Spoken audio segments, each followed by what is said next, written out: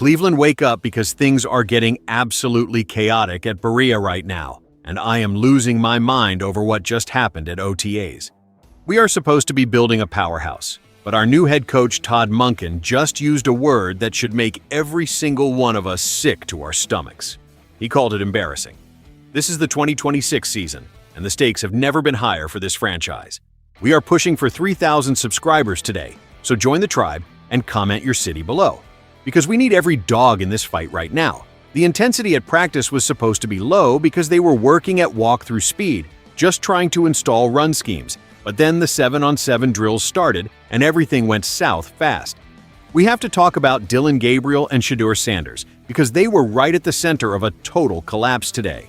Dillon Gabriel dropped back and threw a pass that went straight into the hands of an undrafted free agent named Michael Coates Jr., and I just can't believe we are seeing this already. Then it was Shedeur Sanders taking his turn, and he tried to force a ball into a tight window for Jeudy, but the ball got tipped, and Miles Bryant came down with it for another interception. You have to understand that there was absolutely no pass rush during these drills, which makes these mistakes feel like a total nightmare. Coach Monken was not hiding his frustration at all when he stood there in front of the cameras and let the world know how he felt. He literally said, "There is no pass rush, and throwing interceptions in that setting is, for God's sake, embarrassing."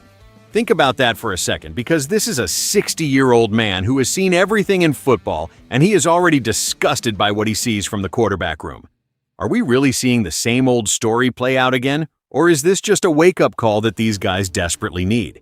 You can feel the tension in the air, because Monken is trying to set a standard that hasn't existed here in a long time. He is teaching these guys how to even get lined up properly, and then he sees his quarterbacks giving the ball away. Like, it is a gift. It is frustrating to hear, because we have so much talent on this roster, and we cannot afford to waste another year with poor decision-making under center. The defense is out there making plays, but Monken knows that his offense is failing the basic tests of a summer practice. It is only May of 2026, but the pressure is already mounting on Gabriel and Sanders to prove they belong. But wait, because it gets even crazier when you look at how the team is handling the veteran in the room. And I am talking about Deshaun Watson. The organization is basically doing a soft launch to get him back into the good graces of the fans after he missed the entire 2025 season. Remember that he's been out for so long rehabbing that twice ruptured Achilles tendon, and it feels like a lifetime since we saw him at his best back in 2020 with Houston. Monken is out here praising Watson for his work ethic and saying his athleticism is finally back. But we have heard this story before, haven't we? Watson actually had the best throw of the day when he connected with the rookie Denzel Boston for a viral highlight. But even that was sandwiched between a near interception and a ball that missed Jeudy by several yards. It is like they want us to forget that Watson was one of the worst quarterbacks in the entire league in 2024, before that injury happened in Week 7. The truth is that the Browns are desperate to justify everything they have invested in him. But the reality on the field is still incredibly shaky. Monken says he is open to a clean slate for Watson and everyone else. But you can tell the coach is frustrated by the lack of consistency. We are sitting here in 2026 wondering if a 30-year-old quarterback who hasn't played meaningful football in years can actually lead us to the promised land. It is a massive gamble, and the fact that they are already giving him more snaps than the younger guys shows where their head is at. They are trying to convince us that Watson is ahead in the race, but our own eyes are telling us something different during these practices. We need to be honest with ourselves about whether we are watching a comeback or just another chapter in a long history of quarterback disappointment. The athleticism might be there, but the timing and the accuracy are still missing. And that is exactly why Monken is using words like embarrassing to describe the overall performance. We are all waiting for that spark, but right now, it feels more like a struggle to survive the basic drills. Now, let's talk about the situation with Shedeur Sanders, because this is where the narrative gets really complicated for this team. Sanders was that polarizing fifth-round rookie last year who showed some flashes of brilliance. But let's be real about the numbers he put up in 2025.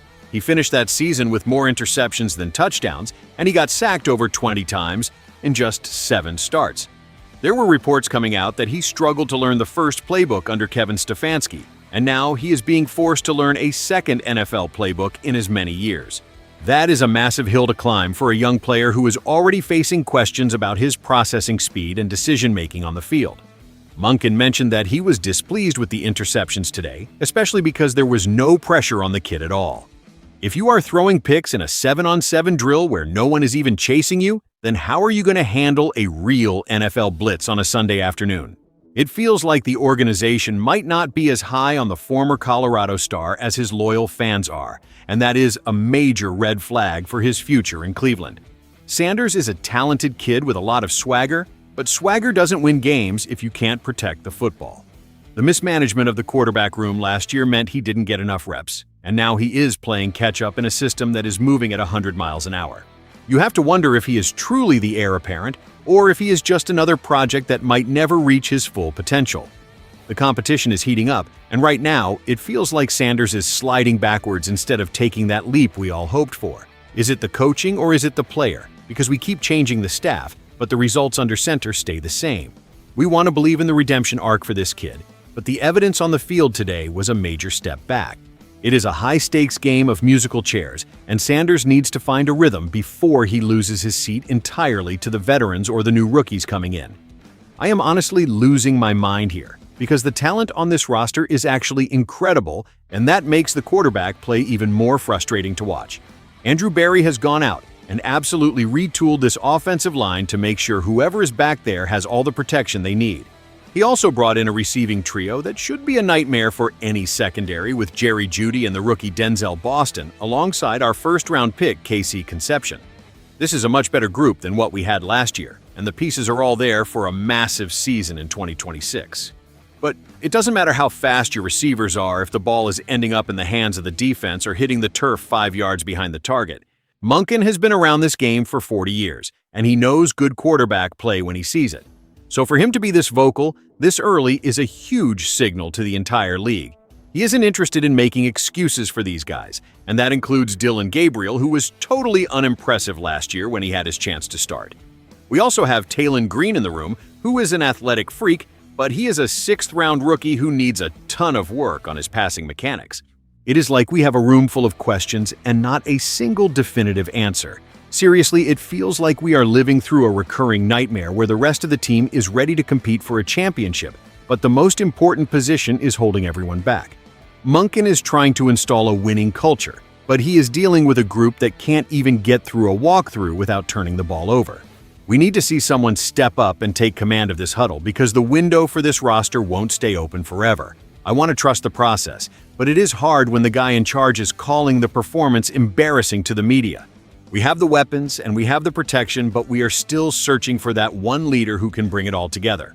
It is a raw truth that is hard to swallow, but we have to face it if we want to see this team finally succeed.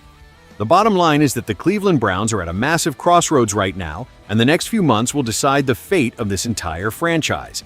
We have been searching for the answer at quarterback since 1999, and it is painful to think that in 2026, we are still having these same conversations while our head coach calls out the room for being embarrassing. Todd Monken is not here to play games, and he is making it very clear that the status quo is not acceptable anymore. Whether it is Deshaun Watson trying to reclaim his old glory or Shedeur Sanders trying to prove his critics wrong, the time for excuses is officially over. We have the offensive line and we have the weapons in Jeudy and Boston to be a top-tier offense, but everything hinges on that one position. I want to see the fire in the comments right now because I know you guys are just as frustrated and passionate as I am about this team. Do you think Watson can actually bounce back after 2 years of total chaos? Or are we just witnessing the beginning of the end for this current era? Is Sanders being treated fairly, or is the new coaching staff already giving up on the young kid? We are building this tribe together, and I need you to hit that subscribe button so we can reach our goal of 3,000 subscribers before training camp even starts. Your voice matters because we are the ones who show up every single year regardless of the record. We are the ones who deal with the heartbreak and the hope, and we deserve a team that plays with the same heart that we have. I want to hear your theories and your predictions because this quarterback battle is about to get even more intense as we head toward the regular season. Let's keep the conversation going and show the rest of the league that the dog pound never backs down. We are in this together through the interceptions and the touchdowns. Dog pound!